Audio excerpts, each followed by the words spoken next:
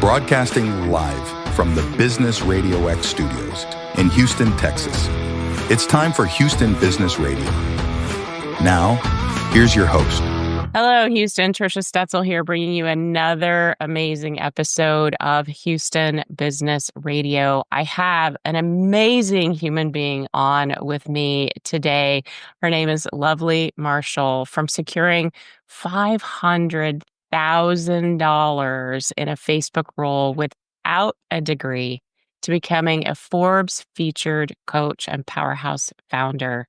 She empowers overlooked and undervalued professionals to transform into highly paid powerhouses by eliminating the obstacles of being the best kept secret. Lovely, welcome to the show.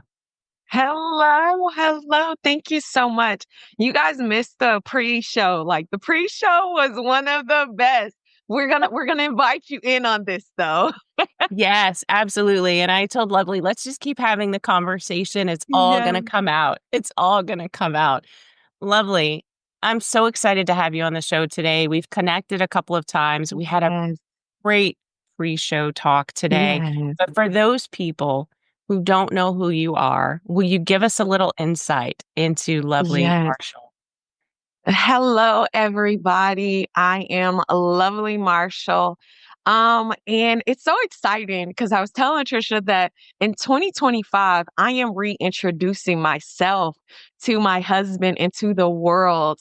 I am a Forbes influencer, which means that I am a part of the coaching council, the ability to write and empower others through my words. I am a global speaker. I have graced the stages of Dubai, Australia, London. It's incredible in the good old USA. And I am now an author. So we'll talk about that. A podcast host and a powerhouse strategist. And as Trisha mentioned, I am empowering overlooked experts. That is those of us who know that we have the talent, who know that we have the business mindsets, like we have it, but we're just overlooked. To break free from being undervalued. That means that we're not getting paid our worth. And we are transforming our expertise into $1 million opportunities, hopefully today, this year, right now. And so I am so excited.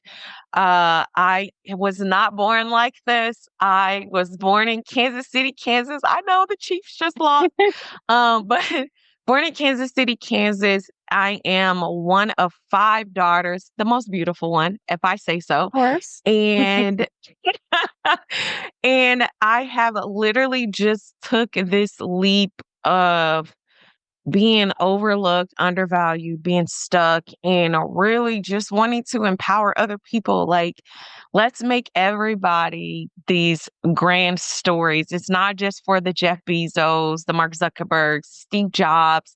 It is for all of us to really transform, and it's really just leveraging our own expertise. And so I'm so excited and so honored to be on this show today. Trisha's own story, is so amazing. So thank you all for listening in and tuning in, and so excited to meet many of you all more in person through the power of this show.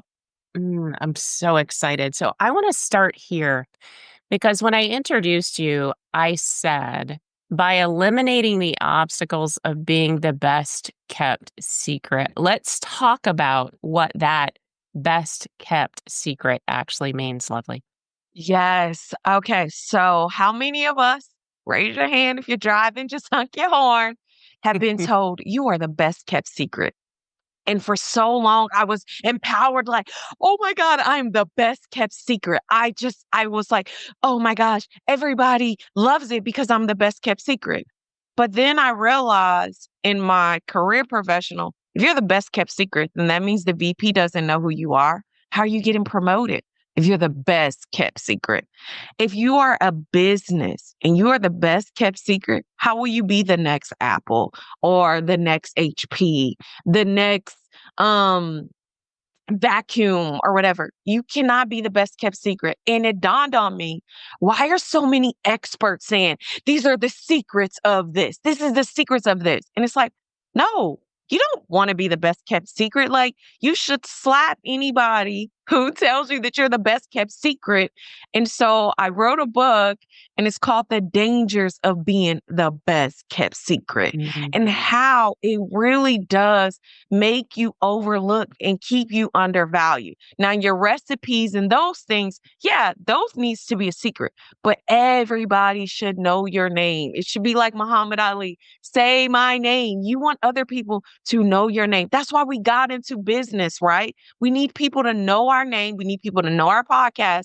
We need people to know about us. So we do not want to be the best kept secret, and we need to eliminate that obstacle. And there's various avenues to do that.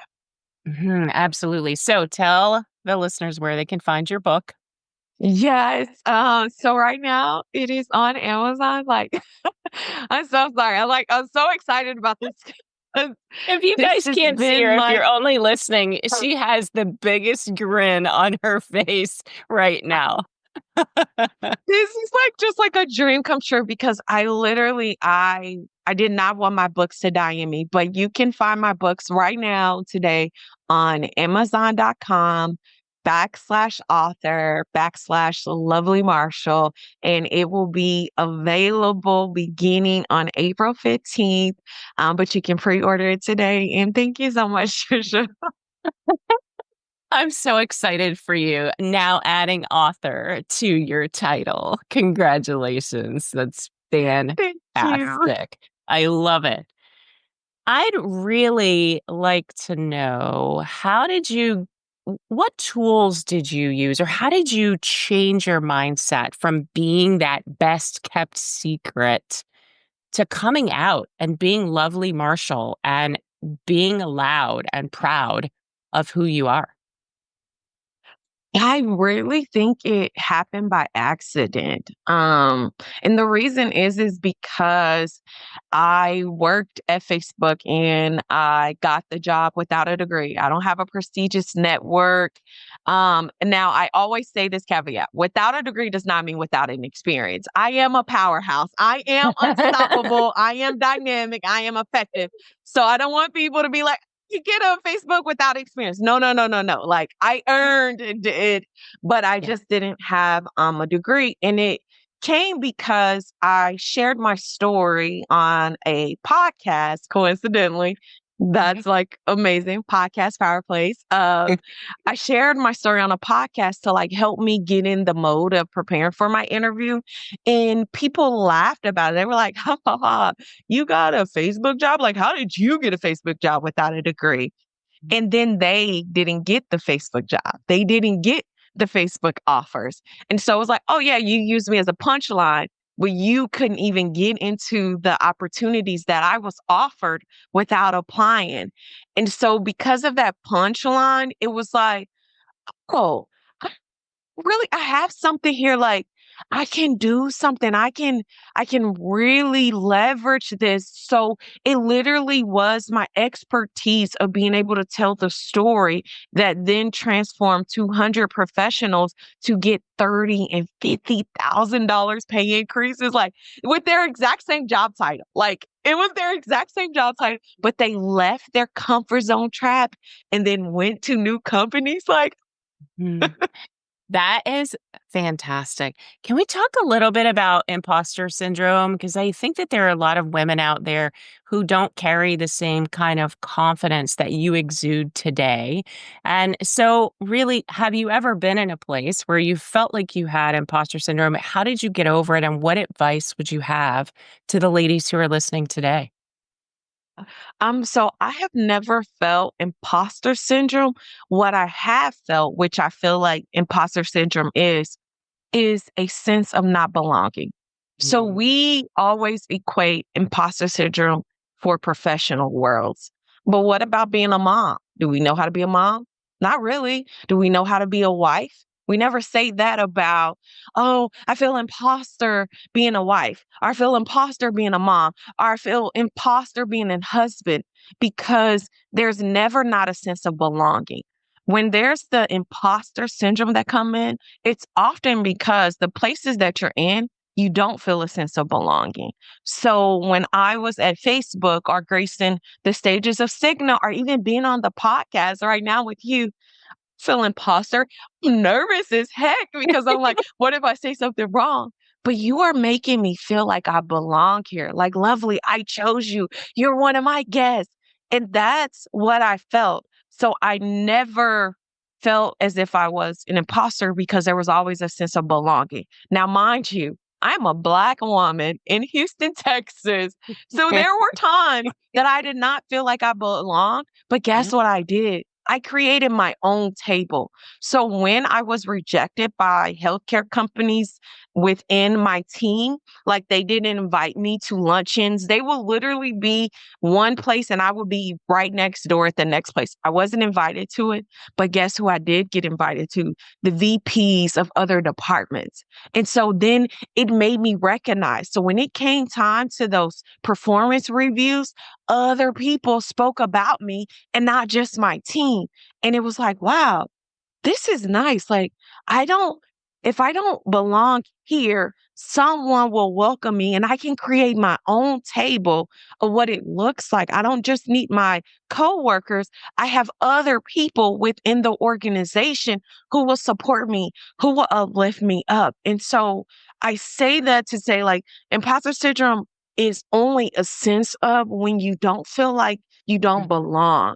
And when those feelings do come up where you don't belong, are there ways that you can create your own table so you can embrace that and lean in? Like Sandra Sandberg, like who wrote the book Lean In and was a former MetaMate, like helped take Facebook to the next level. She talked about that, like how we have these lean in circles and how we can empower each other because there's not sort of a playbook on how to play at these top companies or even building our own companies. Like there isn't really a playbook, like we write about it, but how it folds out is so completely different. And so I definitely would say get you a team of people. Collaboration is so key, and that will help to lower that barrier of that imposter syndrome because you're doing it. You are worthy. And I always tell myself is that you belong here. So, ladies, gentlemen, if you are feeling that, then you belong here. I love that. Wow, so insightful. Like you shifted the way I even think about or want to talk about or do talk about imposter syndrome. And it really does come back to, do you belong? And if you don't belong in that particular space, go build your own. I'm a big proponent of that. I do that all the time. Like there's not a group that fits me, so I'm going to go build my own. And I love that you say build your own table, right? And bring the people to the table that you need because the 5 people we hang around with the most, we become the average of. So how average do you wanna be, right? Exactly. Exactly. I love that. So how do you then, lovely, build those meaningful connections that we're talking about? It is through one conversation at a time. One conversation at a time. I love podcasts. And for those of you all who are listening to this, please get on a podcast. Podcasts are a great way to eliminate the obstacle of being the best kept secret. And it also elevates us. I started out my first, oh my God, my first podcast. Oh, it was so awful. I was like, I'm lovely. I didn't know my tagline. I didn't know what to say or how to do clients wins. But now when I'm doing business pitches and I'm even talking to my clients, I speak higher and I'm reminded like, this is just an interview, like I can do this. I can be able to elevate these things. So podcasts truly, I call them podcast power plays, how you can turn conversations into clients, conversations into customers, into friendships. The interviews are a great way for you to have influence. And I think that that is a really meaningful way that I have been able to do it from conversation. I have a podcast now. I'm like emailing those people back again, like, hey, I like how you did this for your podcast. Like, who's your person? Can I leverage them? Do you have an affiliate program? I'm learning about so much by being on podcasts and then listening to other people episodes. Like I listened to your episode, like I kind of like downloaded a lot. Like, okay, how does she answer questions? How does this person do it? And you learn a lot about people. So then I'm reaching out to past guests saying like, oh, I didn't know you had a business that were like that. I'm looking for that too, and sending them LinkedIn connections. So don't just consume it. Be meaningful about it. Like connect with these people because the reason why Ray-Bans right now is blowing up, like they were always impactful, but like now they have meta name to it. And with these meta glasses, collaborations are key. We can get so much further when we collaborate and connect with people so much faster than what you and I could do on our own. Yeah, absolutely. Oh, I love that. Using podcasts to connect with people that in some cases you may have never had the opportunity to connect with them, like you and I. Yes, We I'm both so live in Houston. She lives I, in Houston. I live in I Houston. know Never met her. never Never met, not heard of even her. on the radar. We weren't even connected Yes. on social media before we had our first conversation just about a month ago. It's crazy. Okay. We haven't talked about what you do. We've talked about the book. We've talked about Lovely, the beautiful human being that you are. But Lovely, tell us what you do in your business. Yes. So what I do in my business is empower others through their stories. So my story started with professionals, but then it transformed into entrepreneurs reaching out to me because I left Facebook less than 6 months ago. And I was blowing up or being explosive, as people say, by like having Forbes and being on all of these podcasts. And people are like, wait a minute, I've been in business for 5 years and I don't know the stuff that you know. Like, what did you do? How did you go about doing it? So I would say day to day, I run events all day. I am on Eventbrite. I have a book called The Eventbrite Millionaire because Eventbrite is a really good way to host all of your things. Like if you are not known, if you are a hairdresser and you want to get more people to know about your business, you could literally host events all day. So my business is coaching people, it's empowering people. So all day long, I'm actually hosting events through Eventbrite where I'm going through a series of things. I'm talking about things that I know. Hey, people don't know about LinkedIn. I built Meta Business Suite, which is Facebook, Instagram, and WhatsApp all in one, but they don't know how to empower that. So I teach them how to do that. And then from there, they enroll from this 1 hour class. Then they enroll in my 90-day coaching program and we go deeper and we go further and we answer questions about it. So it's been amazing of like just seeing ways that you can use the internet and use other platforms to transform your business. Like I have truly enjoyed it. So that is what I'm doing throughout my day, empowering other people, sharing my expertise, helping people win, and just creating the next team of like powerhouses. I love that. This is why we like each other so much. This is the energy that brought us together. So Lovely. If someone's interested in learning more about your programs, where can they go to find you? Yes, so actually, Eventbrite is amazing. They give you your own personal website. So Okay. you can find my events at lovelymarshall.eventbrite.com or on all social medias, TikTok, YouTube, Instagram, LinkedIn at the Eventbrite Millionaire. You guys have to go see Lovely's pages. You got to go follow her on social media. She is awesome and, must I say, a powerhouse herself. Lovely. Wow. Oh my gosh. Okay. So I have another question. Maybe this one we'll have to dig into the memory banks for, but how can the lessons of your childhood prepare you for the world's largest stages? Oh, this is so good. The lessons from your childhood. So right now we are talking and we are having a great conversation. But that conversation started when I was a kid. And back then, and I know still today, a lot of people do this. But for me personally, I was growing up in church, and for church, you had to do Easter speeches and Sunday speeches, and you're in front of adults. Like my church was probably about 100 adults, which that's a lot for a kid. It's definitely not as big as Joel Osteen Church where you're like speaking in front of thousands. But for a kid, it's 100 adults and you're telling them about things and they're cheering you on.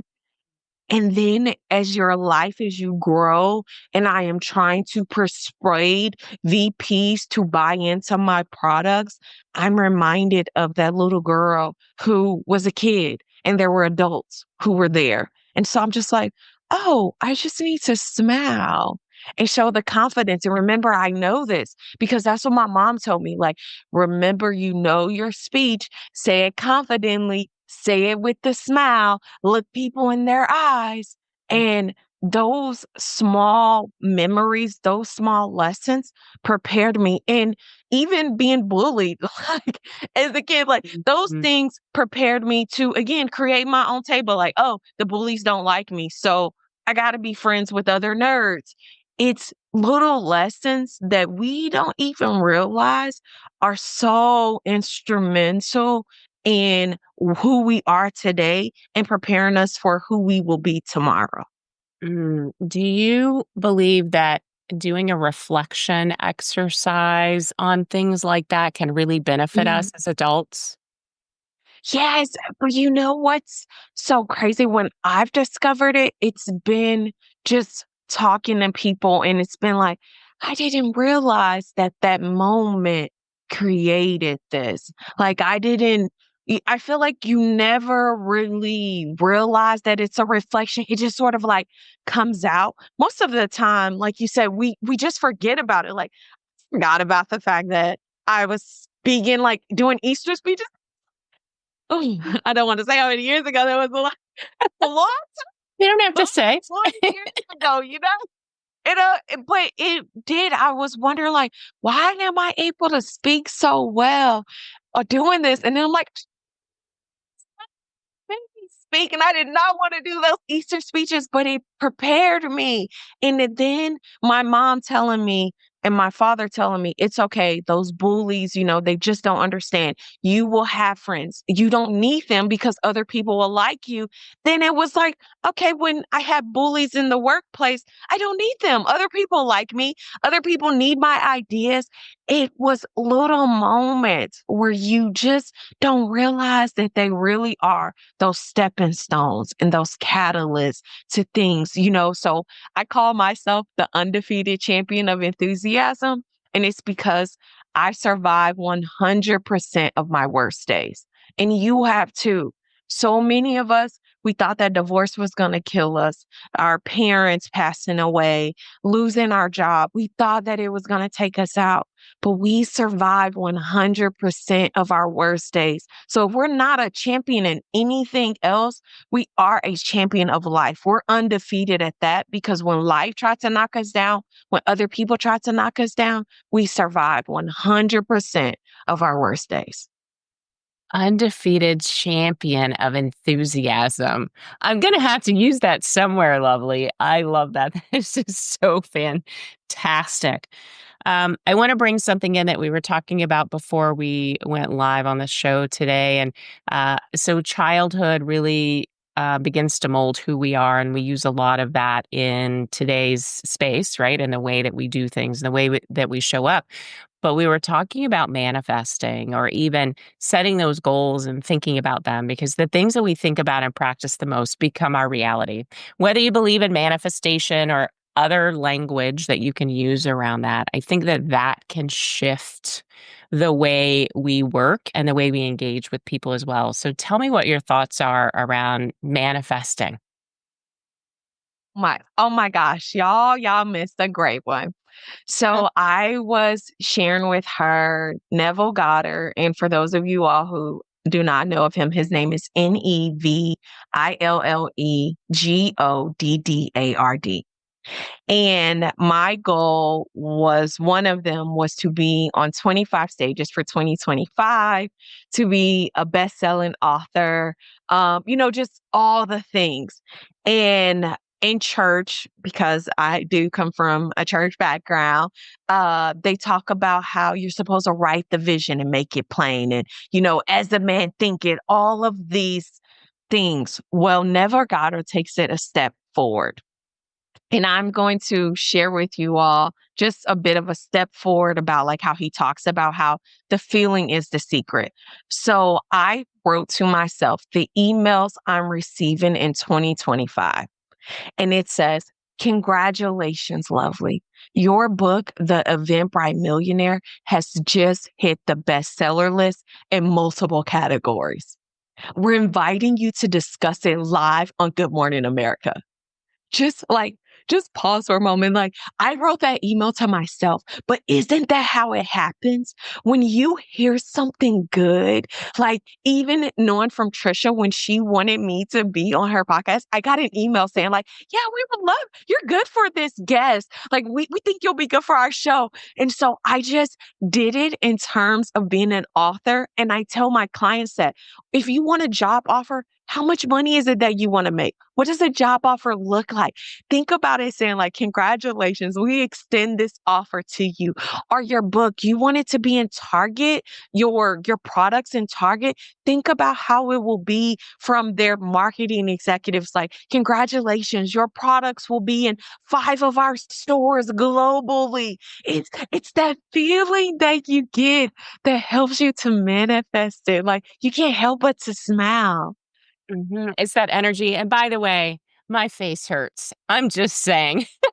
I have not smiled this much in days, I feel like. I'm so excited that you came on the show today. So lovely.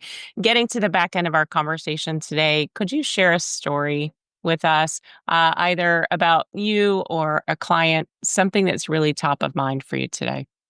Yeah. So the first thing when she asked this question, that popped up in my mind is a story of an entrepreneur again that collaboration is key. I am a part of Verizon Wireless Digital Ready community, which they pay speakers. It's called Ask the Experts. They give you $10,000. So if you're an entrepreneur, it's $10,000 where you can learn and get paid to learn. And I had a friend and I was like, girl, you have SEO capabilities. You need to be able to do it. And she was like, no, I don't think I can be able to do it. I said, yes, pitch yourself to Verizon. These companies, they need us. They need content. Content is cash and they need more people to sign up and enroll and do it.